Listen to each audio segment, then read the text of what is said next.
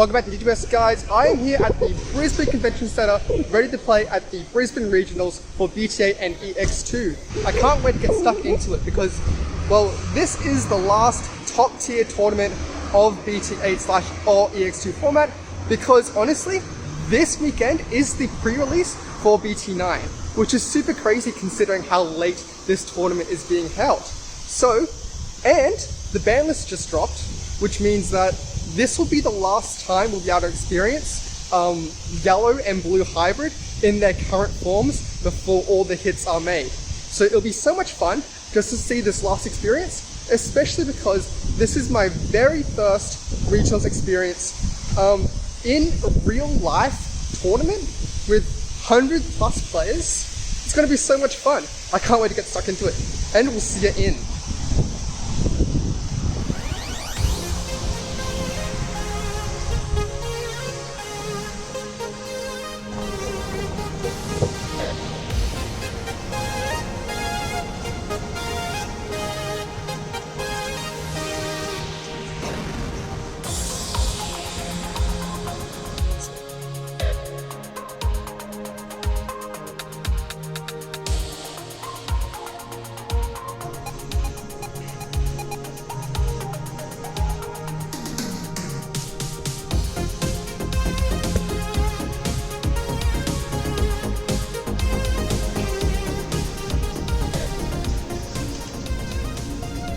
Now, the Oceania meta is in a very particular spot.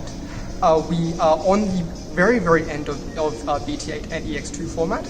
We just had our Ultimate Cup for BT8 literally 2 weeks ago, and we actually just had the release of EX2 just 1 week ago.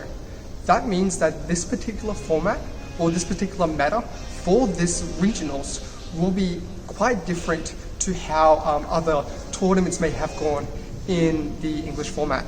Because of these really odd time schedules, I'm expecting a very different showing of how this tournament will come around. I'm expecting a lot of hybrids, simply because hybrids did extremely well in Ultimate Cup. I honestly was part of that, coming 3rd place. So I'm expecting a large majority of my matchups being yellow and blue hybrids, simply because of how well they showed back in Ultimate Cup, which was only 2 weeks ago. I'm not expecting a lot of EX2 decks, because a lot of people won't have the experience that they might feel necessary to play those decks well. And for that reason, I am bringing Reaper to this tournament. I think it has an excellent matchup against both yellow and blue hybrid, and assuming those will be most of my matchups, I should easily be able to wipe the floor with them and move on to the very top tables. And I have a lot of confidence in that. Reaper's also very well positioned for EX2 simply because it's only been out a week, so a lot of people won't have the experience playing against it because they might not have a lot of matches go against it. So I'm hoping to exploit that fact and get a lot of wins off player lack of knowledge. And with that, I think the doors are open. Let's go check it out.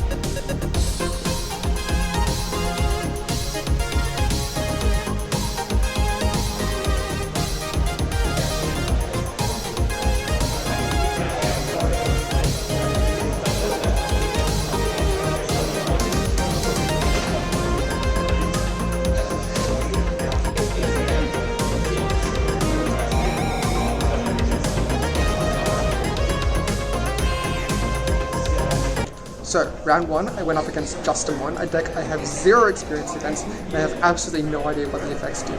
So yeah, that was a deck that released in EX2 that had only been in Australia for a week. So it was really surprising to see that deck being played in our regionals. So being unfamiliar with the deck, or just having some idea of what some of the effects do, I ended up just playing very standardly while also being very careful in reading his effects. So he couldn't take advantage of my greenness. Also saying that, he was very green in what my deck did, so I was able to take advantage on him not knowing any of my effects.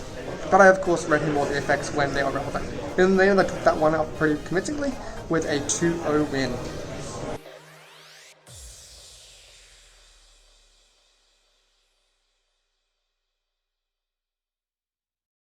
Just finished round 2, 2-0 against Imperial.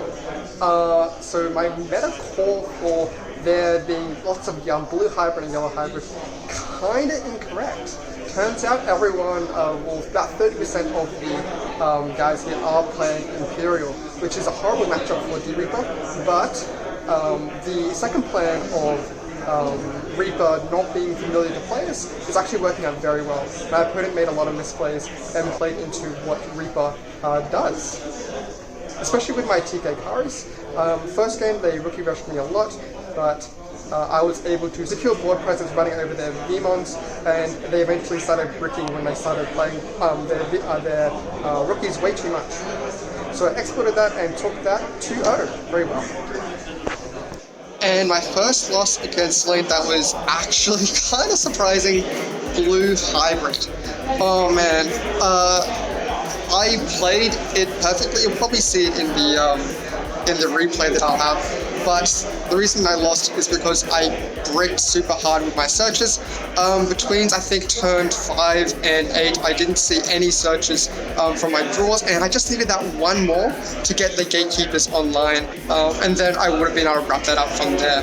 So just very, very disappointing.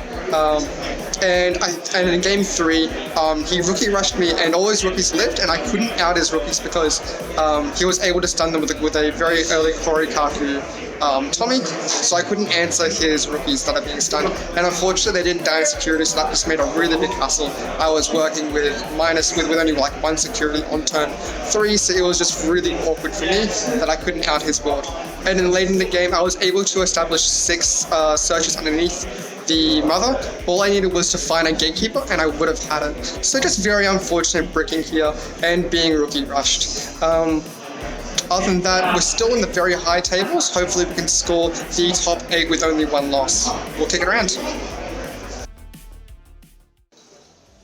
So while the clip that I'm showing you right here, I did actually win that match, as you're probably watching right now, I actually ended up drawing it.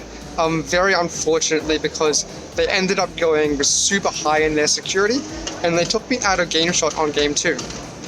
Which means that I was just playing super defensively, hoping I would draw up that match. And we ended up going into time, and they got the kill shot in the very last turn. My last draw would have been the card that would have healed, and I would have been enough, but unfortunately I just did not take that, and that one was a draw.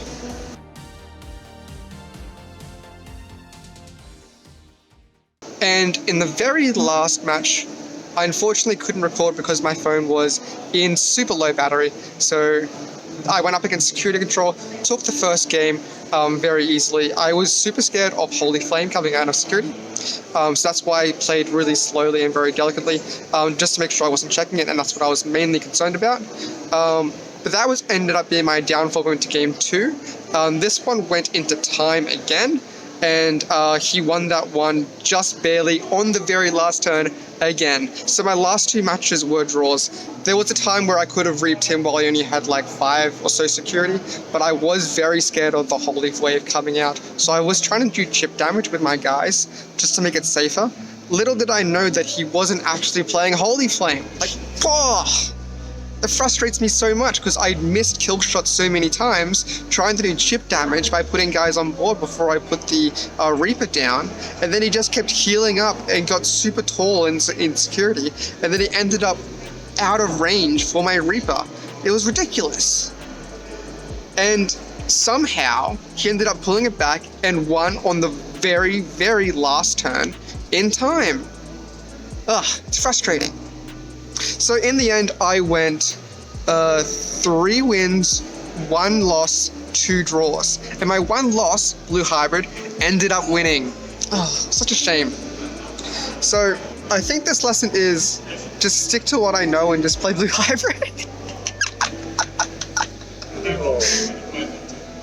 Yeah. And honestly, the player, excellent player. He's got a proven track record, 3rd place in Digifest, I think he said. And honestly, Digifest Australia had a huge turnout, well over like 200 people, I think, in one room. It was crazy. And it's super unfortunate that my D-Reaper deck, like my prediction of D-Reaper going into hybrid, just didn't turn out. Like, maybe 15 to 20% of everyone playing was hybrids. and my hybrids were actually the toughest matchups. Blue hybrid being my loss, and yellow hybrid being a draw for me. But congrats to this guy making top 8, playing very similar lists to mine. Yeah, just a few changes to the yellow line. And like 2 different cards from the D-Reaper line. But Yeah. You just got lucky at matchups, I guess. yeah, I did 4 wins, 1 loss, 1 draw. I mean, yeah, if I had won my match instead of him literally winning in the very last turn, in the last match, I would have also made top 8. Yeah, because funnily enough, I won against security control. That was funny. So security control was your last match. No, my last match was the guy you drew. Oh right, yeah, because he had to play me, and then he played you. Yeah. Right. And Oh man, I had that's so to, rough for him. Reaper him twice in 1 game. Nice. And I was literally down to a card in my deck. My loss was against Mastermon because he got Cyclone out. Yeah, that was like your game 2, wasn't it? Game 1. Yeah, your first match. Oh, but this man wrapped it up pretty well. You're only getting the draw and winning the rest. Yeah, Good the job. draw was D-Reaper. The D-Reaper mirror is cursed. Because as soon as both players have several gatekeepers out, then you can't do anything. But we did go into game 3. I had 2 gatekeepers, he had 1. And if we had a little bit more time, I would have won, because my next draw would have been head, which would have deleted the gatekeeper. Big head kills gatekeeper. Very nice. Yeah. So, I mean, just one turn away, 1 draw away. That's how it is a lot of the time, especially with draws. Oh well, 6th place ain't bad, 6th place is pretty good. especially for my first Digitournament. Yeah. And with a deck that we've only had experience with for a week, I think that's pretty good. So other than that, guys, that's it for BT8 or EX2. No more anymore. That's the last tournament for that format. And now moving on to BT9. Unfortunately, I missed the pre-release for this, but my locals didn't have the stuff anyway. So I'll see you around in BT9. Subscribe. I'll see you next time.